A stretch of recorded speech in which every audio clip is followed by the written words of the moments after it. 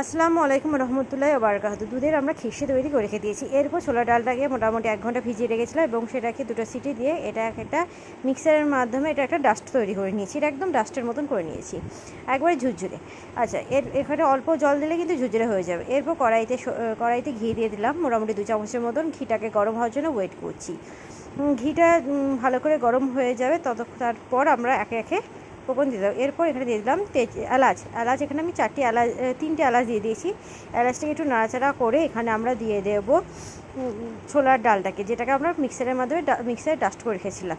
আমরা আশা করি দেখে বুঝতেই পারছেন কীরকম ডাস্ট হয়েছে এবং কতটা ঝুরঝুরে হয়েছে সেটা দেখে বুঝতেই পারছেন। আচ্ছা, এই ঝুরঝুরে করা একটা টেকনিক আপনাদেরকে শেয়ার করছি। এটা অল্প জল দিলে যেমন ঝুরঝুরে হবে, আবার আপনারা যদি ফ্রিজের মধ্যে ঠান্ডা করে ফ্রিজের মধ্যে রেখে দেন এবং এরপর কয়েক ঘন্টা পর 1 থেকে 2 ঘন্টা পর যদি সেই ফ্রিজ থেকে বের করার পর ডাস্ট করে, তাহলে কিন্তু এইরকম ঝুরঝুরে হয়ে যাবে। এটা কিন্তু খুব সহজ একটা টেকনিক। আচ্ছা, এরপর এটাকে ভালো করে নাড়াচাড়া করে ঘিয়ের সঙ্গে ছোলার ডালটাকে ভালো করে আমরা মিশিয়ে নেব, যাতে এর স্মেলটা একটা আলাদা একটা স্মেল চলে আসে। ততক্ষণ অবধি আমরা নাড়াচাড়া করে নেব। মোটামুটি 5 থেকে 7 মিনিট নাড়াচাড়া করবো। আচ্ছা, এই ফাঁকে আমি আপনাদের সঙ্গে শেয়ার করে দিই বা জানিয়ে দিই আমরা দুধের খিচুড়িটা ঠিক এইভাবে করেছিলাম। তার আগে এখানে দুধের খিচুড়িটা আমরা দিয়ে দিলাম। দুধের খিচুড়িটা করার জন্য বেশি কিছু দরকার নাই। এখানে দুধটাকে বেশ অনেকক্ষণ ধরে জাল দিয়ে ফুটিয়ে এই খিচুড়িটা তৈরি করেছি। আমাদের অন্য একটি ভিডিওতে আমরা এই খিচুড়ির রেসিপি আপনারা পেয়ে যাবেন, কারণ অনেক রেসিপি আছে যে মিষ্টির রেসিপি আমরা ছেড়েছি, যেমন দুধের কাটা মিষ্টি, কাটা মিষ্টি, তালের সন্দেশ, সেগুলোতে আপনারা পেয়ে যাবেন। তো আজকে যেটা বানাচ্ছি সেটা পুরোপুরি আলাদা একটা মিষ্টি বানাচ্ছি, যেটা হচ্ছে দুধের কাটা মিষ্টি। তো দুধের কাটা মিষ্টিতে দুধটা তো অবশ্যই মাস্ট, সেটা লাগবেই। এটাকে ভালো করে ফুটিয়ে নিয়ে এরকম খিচির মতন করে নিচ্ছে। খিচি করলে না খুব সুন্দর করে বসে যাবে। এটাকে কথা বলতে বেশ কিছুক্ষণ নাড়াচাড়া করা হয়ে গেছে। এটা মোটামুটি 5 থেকে 7 মিনিট আমরা নাড়াচাড়া করে ফুটিয়ে নিয়েছি। এরপর এখানে দিয়ে দিলাম চিনিটা অবশ্যই আপনারা অ্যাডজাস্ট করে দেবেন, যে যেরকম মিষ্টি পছন্দ করেন। এখানে আমরা মেজারমেন্ট হিসাবে একটা ছোটো বাটির 1 বাটির মতন দিয়েছি, মানে ওই কফি মগের হাফ কাপ মতন দিয়েছি। আচ্ছা, এখানে চিনিটা অ্যাডজাস্ট করে অবশ্যই দেবেন, কারণ যে যেরকম মিষ্টি পছন্দ করে দিয়ে দেবেন। আচ্ছা, যদি আপনারা চান চিনিটাকে ডাস্ট করেও দিয়ে দিতে পারেন, তাহলে খুব তাড়াতাড়ি কিন্তু মেল্ট হয়ে যাবে এটার সঙ্গে। এটা বেশ কিছুক্ষণ আরও 5 থেকে 7 মিনিট নাড়াচাড়া করে নেব। এটা যত ঘন হয়ে যাবে তত কিন্তু আমাদের জন্য প্রসাদে সুবিধা হবে। এবার ঘন করার জন্য অনেকক্ষণ ধরে ধিমি আঁচে জাল দিলে কিন্তু এটা ঘন হয়ে যাবে। দুধের মিষ্টি করাটা কিন্তু খুব একটা কঠিন কাজ না, এটা জাস্ট একটু টেকনিকের ব্যাপার। টেকনিকগুলো একটু ফলো করবেন, তাহলে আপনারা বাড়িতে অবশ্যই বানাতে পারবেন। এটা বানানো খুব একটা কঠিন কাজ না। এটাকে অনবরত জাল দিতে থাকছি এবং জাল দিতে দিতে দেখুন কড়াইতে কীরকমভাবে কড়াইয়ের গাগুলোকে একটু দেখবেন, লক্ষ্য করবেন কীরকম একটু আঠালো ভাব হয়ে যাচ্ছে। যতক্ষণ এইটা ভালো মতন আঠালো ভাব হয়ে যাচ্ছে ততক্ষণ এটা কিন্তু আমরা নাড়াচাড়া করব। হ্যাঁ, তবে এখানে একটা কথা বলি, এখানে কোনো রকম তাড়াহুড়ো করবে না। এখানে বেশ কিছুক্ষণ টাইমের ব্যাপার। যেমন আমরা নারকেল নাড়ু করতে গেলে বেশ একটু টাইম দিয়ে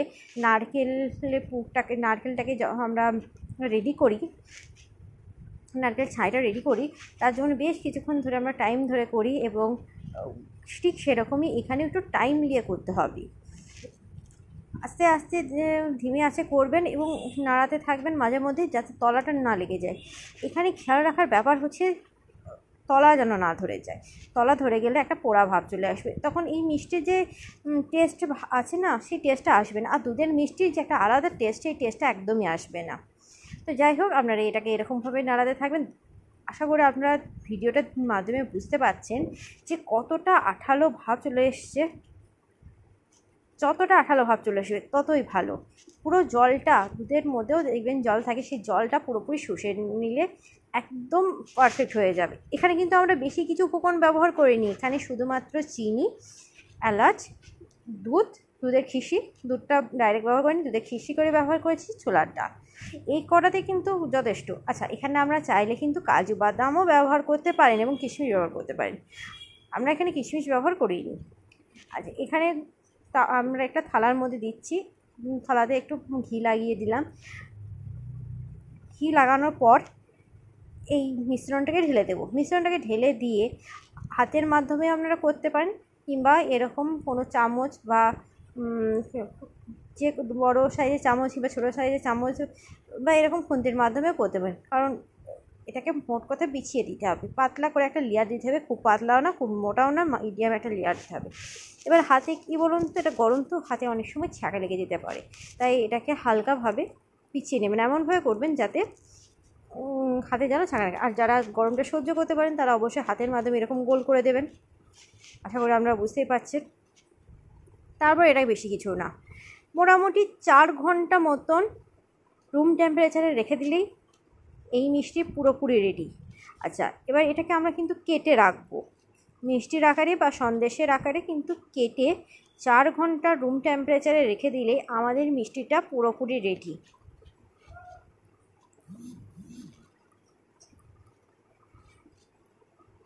সামনেই তো দুর্গা পুজো, তাই আপনাদের কাছে রিকোয়েস্ট থাকলো দুর্গা পুজো উপলক্ষে এই মিষ্টিটা একবার হলেও বাড়িতে, অন্যান্য মিষ্টির সাথে এই মিষ্টিটা একবার হলেও বাড়িতে ট্রাই করে দেখবেন।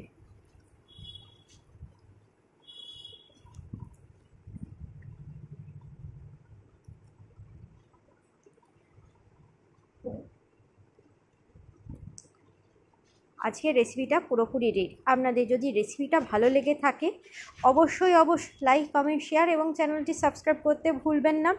আর কোনো জায়গাতে কোনো সমস্যা হলে অবশ্যই আমাকে জানাতে ভুলবেন না কোন জায়গাতে কী সমস্যা হয়েছে, তাহলে নেক্সট ভিডিওতে আমরা সেই জায়গাটা ঠিক করার চেষ্টা করব। মিষ্টিটা দেখুন কত সুন্দরভাবে বসে গেছে, জাস্ট একটুকু কিনারাগুলো ছাড়িয়ে দিলেই রেডি।